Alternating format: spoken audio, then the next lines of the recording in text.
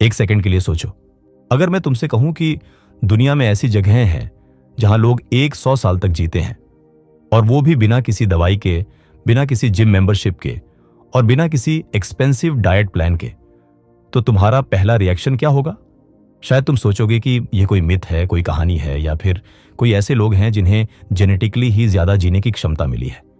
लेकिन यह सच है, और इसका जवाब तुम्हारी सोच से बिल्कुल अलग है। ये जगहें हैं, ये लोग हैं, और साइंस ने इन्हें ढूंढ निकाला है। इन्हें ब्लू जोन्स कहते हैं। और आज मैं तुम्हें वो चीज बताऊंगा जिसके बारे में कोई तुम्हें सीधे नहीं बता रहा। ये सिर्फ फूड और एक्सरसाइज की बात नहीं है। ये बात है एक ऐसी साइकोलॉजी की, एक ऐसी सोच की, एक ऐसे वे ऑफ लिविंग की, जिसे समझ लो तो तुम्हारी जिंदगी का एंगल ही बदल जाएगा। बात शुरू होती है 2004 में, जब एक बेल्जियन रिसर्चर मिशेल पुलेन और उनके साथ नेशनल जियोग्राफिक जर्नलिस्ट डैन ब्वेटनर ने एक काम शुरू किया जो उससे पहले किसी ने सीरियसली नहीं किया था।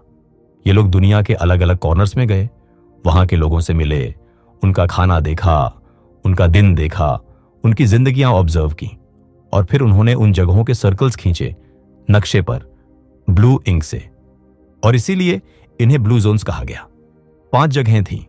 जापान का ओकिनावा आइलैंड, इटली का सार्डिनिया रीजन, ग्रीस का इकारिया आइलैंड, कोस्टा रिका का निकोया पेनिनसुला और अमेरिका के कैलिफोर्निया में लोमा लिंडा। इन 5 जगहों में एक बात कॉमन थी, यहां के लोग बाकी दुनिया से कहीं ज्यादा लंबे जीते थे, और वो भी हेल्थी रहते हुए। यहां 100 साल के लोग अपना काम खुद करते थे, घर के बाहर निकलते थे, हंसते थे, परिवार से मिलते थे। ये कोई अजीब बात नहीं थी उनके लिए, ये उनकी नॉर्मल जिंदगी थी। साइंस ने एक बात बहुत क्लियरली बताई है जो ज्यादातर लोग नहीं जानते। हमारी उम्र में जेनेटिक्स का रोल सिर्फ 25% है। बाकी का 75% हमारी हैबिट्स, हमारा एनवायरनमेंट और हमारी साइकोलॉजी डिसाइड करती है। यानी तुम्हारी जिंदगी की लंबाई और क्वालिटी उस घर में नहीं लिखी जो तुम्हारे जीन्स ने बनाया, वो लिखी जाती है उन चॉइसेस में जो तुम हर रोज करते हो। अब ब्लू जोन्स के रिसर्चर्स ने जब इन सब जगहों का डेटा मिलाया तो उन्हें 9 कॉमन पैटर्न्स मिले। इन्हें उन्होंने पावर 9 का नाम दिया, और इनमें से जो सबसे पहला और सबसे इंपॉर्टेंट पैटर्न था वो था पर्पस। जापान के ओकिनावा में एक आदमी था जिसकी उम्र 102 साल थी। जब रिसर्चर्स उससे मिले और उससे पूछा कि वो हर सुबह किस चीज के लिए उठता है, तो उसने बताया अपने 2 प्राइज बुल्स के लिए। वो हर रोज अपने बैलों को देखने जाता था, उनकी देखभाल करता था। यह उसका इकिगाई था। जापानी भाषा में इकिगाई का मतलब होता है जीने का कारण। उसे रिटायर होने का कोई कॉन्सेप्ट नहीं था, क्योंकि ओकिनावान भाषा में रिटायरमेंट जैसा कोई शब्द ही नहीं है। तुम जो काम करते हो वो करते रहो, बस यही उनकी फिलॉसफी थी। और यही साइकोलॉजी की सबसे बड़ी बात है। जब इंसान के पास कोई रीजन नहीं होता सुबह उठने का, तो उसका बॉडी धीरे धीरे उस डायरेक्शन में चला जाता है जहां उसे जाने की जरूरत नहीं थी। पर्पस सिर्फ मोटिवेशन नहीं है। पर्पस एक बायोलॉजिकल सिग्नल है जो तुम्हारे ब्रेन को बताता है कि अभी रुकने का टाइम नहीं आया। कोस्टा रिका के निकोया पेनिनसुला में एक 102 साल के बुजुर्ग हैं, डॉन दामासो मेंडोजा। जब उनसे पूछा गया कि उनकी जिंदगी में क्या बदला है, तो उन्होंने कहा, सच कहूं तो ज्यादा कुछ नहीं बदला। मैं अभी भी अपने घोड़े कंदेलिटा को सैडल कर सकता हूं, अपने बच्चों के नाम याद हैं मुझे, और खुद खाना खा सकता हूं।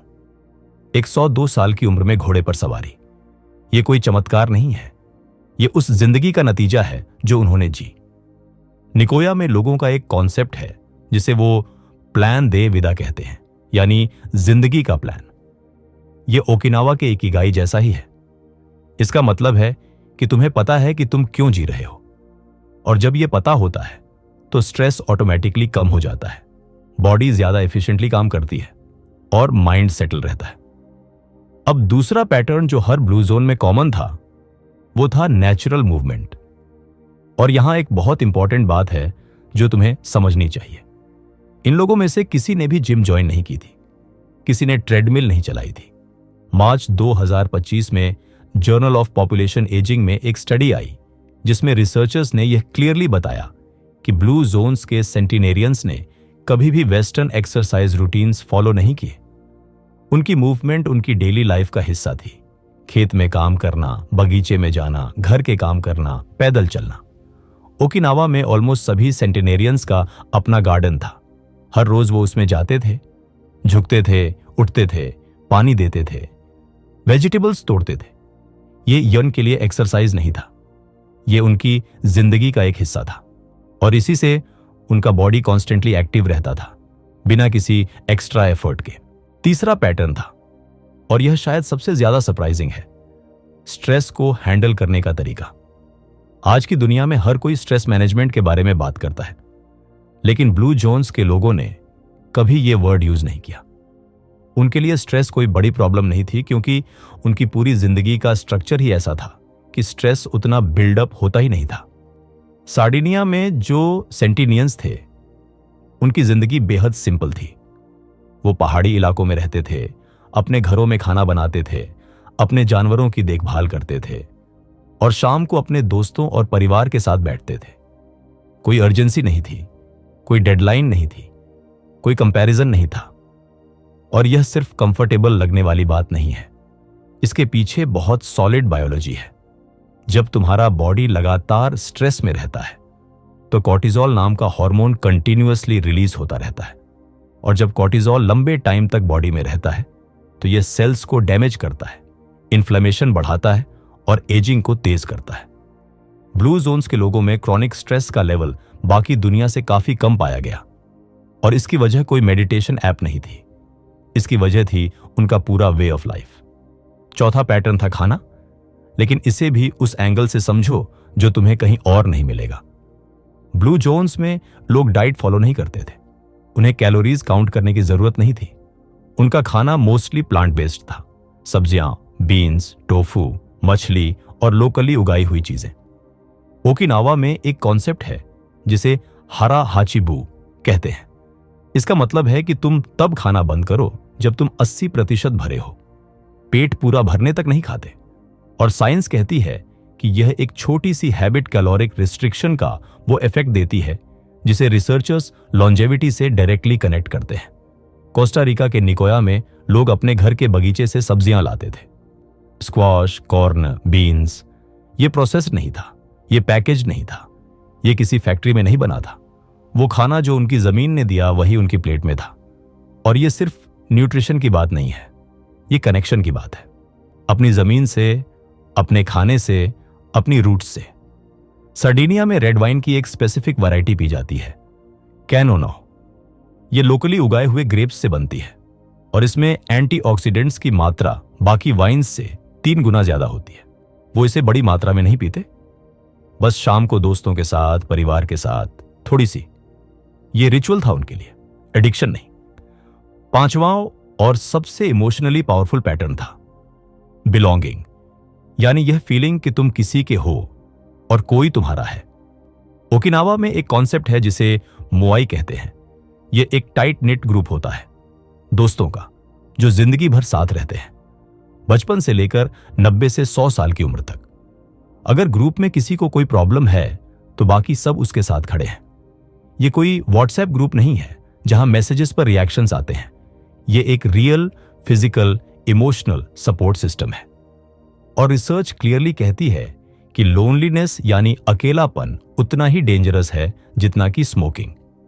हार्वर्ड की एक 80 साल लंबी स्टडी, जो अब तक की सबसे लंबी हैप्पीनेस स्टडी मानी जाती है, उसका सबसे बड़ा कंक्लूजन यह था कि जिन लोगों के रिलेशनशिप्स अच्छे थे वो लंबे जिए, हेल्थियर रहे और मेंटली भी शार्प रहे। ब्लू जोन्स में कोई अकेला नहीं था। बुजुर्ग लोग अपने परिवार के साथ रहते थे, कम्युनिटी के इवेंट्स में जाते थे, एक दूसरे का काम करते थे। यह उनकी कल्चर का हिस्सा था, कोई फोर्स्ड एफर्ट नहीं था। अब एक बात जो तुम्हें और क्लियरली समझनी चाहिए, यह सब हैबिट्स इन लोगों ने कॉन्शियसली डिसाइड नहीं की थी। यह उनका एनवायरनमेंट था जिसने इन्हें ऑटोमेटिकली इस तरह जीने पर मजबूर किया। डैन बुटर ने अपनी रिसर्च में यह बहुत क्लियरली कहा है कि अगर तुम किसी इंसान को हेल्दी एनवायरनमेंट में रख दो तो वो ऑटोमेटिकली हेल्दियर चॉइसेस लेने लगेगा। तुम्हें हर चीज के लिए विल पावर की जरूरत नहीं पड़ती, अगर तुम्हारा सराउंडिंग ही तुम्हें सही डायरेक्शन में पुश कर रहा हो। यानी ब्लू जोन्स का असली सीक्रेट ये नहीं है कि वहां के लोग बहुत डिसिप्लिन्ड थे। असली सीक्रेट ये है कि उनकी पूरी जिंदगी का स्ट्रक्चर ऐसा था जिसमें गलत चॉइसेस करना मुश्किल था और सही चॉइसेस ऑटोमेटिक थी।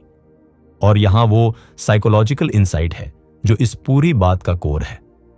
इन सभी ब्लू जोन्स में एक बात और कॉमन थी जिसे रिसर्चर्स ने नोट किया। यहां के लोग फ्यूचर की चिंता में नहीं जीते थे, वो प्रेजेंट में जीते थे। उन्हें यह नहीं पता था कि वो 100 साल जीकेंगे। उन्होंने कभी ये गोल सेट नहीं किया था। वो बस हर रोज अपनी जिंदगी जी रहे थे, अपने लोगों के साथ, अपने पर्पस के साथ, अपनी सिंप्लिसिटी के साथ। और पैराडॉक्स ये है, जो लोग 100 साल जीने के बारे में नहीं सोचते वो 100 साल जीते हैं। और जो लोग हर रोज ये सोचते हैं कि कब मरेंगे, कब बीमार होंगे, कितनी उम्र बचेगी, उनका स्ट्रेस ही उनकी उम्र कम कर देता है। तो अब सवाल यह है कि तुम इससे क्या लेते हो?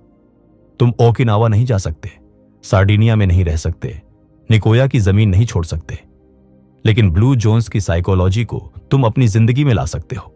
एक रीजन ढूंढो जिसके लिए तुम हर सुबह उठते हो। कोई भी चीज, कोई भी काम, कोई भी इंसान, वो तुम्हारा इकिगाई है। नेचुरल मूवमेंट को अपनी डेली रूटीन का हिस्सा बनाओ।